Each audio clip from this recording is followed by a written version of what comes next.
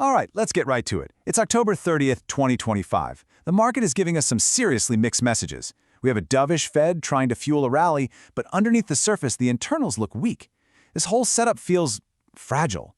So, in this breakdown, we're going to map out the key levels and the scenarios you need to be watching. So, here's the bottom line, right up front. You've got this major tug of war going on. The Fed is providing the fuel, but the market's foundation is shaky, thanks to weak internals and some big event risks on the horizon. This is not a time to be complacent. A disciplined, risk-managed approach is absolutely essential right now. Okay, let's break down these conflicting drivers. You'll see we have a very clear bullish force clashing with some significant red flags. On one hand, you have the biggest tailwind you could ask for, an accommodative Fed. They just cut rates by another 25 basis points. That's the second consecutive cut. That's pure fuel for the market. But, and this is a big one, the internals are flashing a major warning.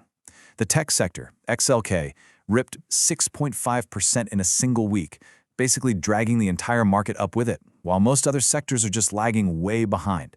This is not a healthy, broad-based advance. It's dangerously narrow. And the technical picture is just as conflicted. You've got these bullish price targets, with the S&P 500 aiming for 7,000, backed by a huge wall of call option volume at that strike. But then you look at the other side of the coin. Sentiment is at an extreme. The Investors Intelligence Survey is showing 44% more bulls than bears. Everyone is on the same side of the boat. On top of that, short-term indicators like the RSI are screaming overbought. An overbought and overloved market is a dangerous combination. Now look at the VIX. It closed today at 1692. That's up over 3% on a day when the market actually rallied. You need to pay attention to that. And that brings us to this, a critical divergence. For 3 straight sessions, both the S&P 500 and the VIX have been rising together. That should not be happening. It is a textbook red flag. It tells us that even as prices are pushing higher, the demand for downside protection is also increasing. Somebody is hedging, and when they're hedging, we need to be paying very close attention. On top of all this, we've got 2 major binary events looming. First, a potential U.S. government shutdown. The gridlock in the Senate is serious, and a shutdown would mean economic disruption and a spike in volatility. Second, the U.S.-China trade situation is still completely up in the air. The U.S. is claiming a deal is done, but we're hearing radio silence from official Chinese sources. We've seen this movie before. Either one of these events could move the market in a big way. This content is for educational purposes only. It's aggregated analysis from multiple public sources to help you stay informed and improve your own decision-making. Do your own research. This is not financial advice. Okay, so what does this all mean for us? Let's translate this analysis into a clear map of potential market paths. These are the key levels and scenarios to watch. Here's the game plan. My base case is that the market stays range-bound. You have Fed support battling weak internals, with SPX 6900 acting as the key line in the sand. So the posture is neutral delta. Hold cash, focus on defined risk, range-bound trades. The bull case gets triggered if the Fed's easing just steamrolls everything and we get a clean break and hold above 6900 with market breadth improving and the VIX falling. If that happens, it's time to add long delta. And the bear case? One of those binary events finally hits. SPX gets rejected hard at 6900, the Qs break support at 620, and the VIX spikes above 18.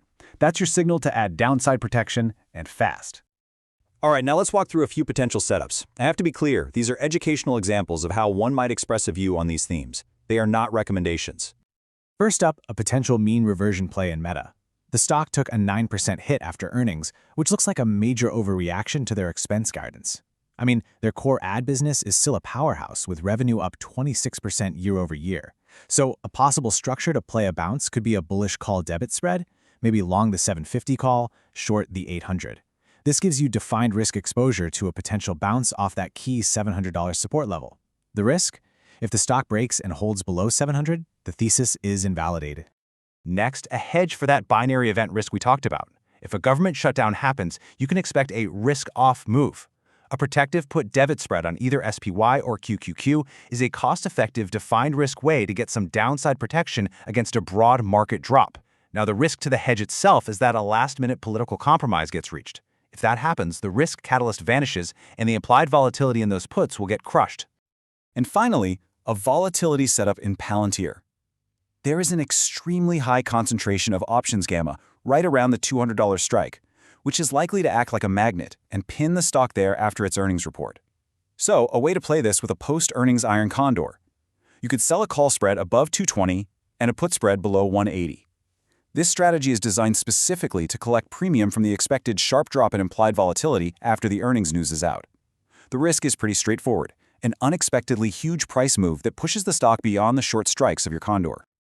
Not trading advice, just a market update to keep you informed.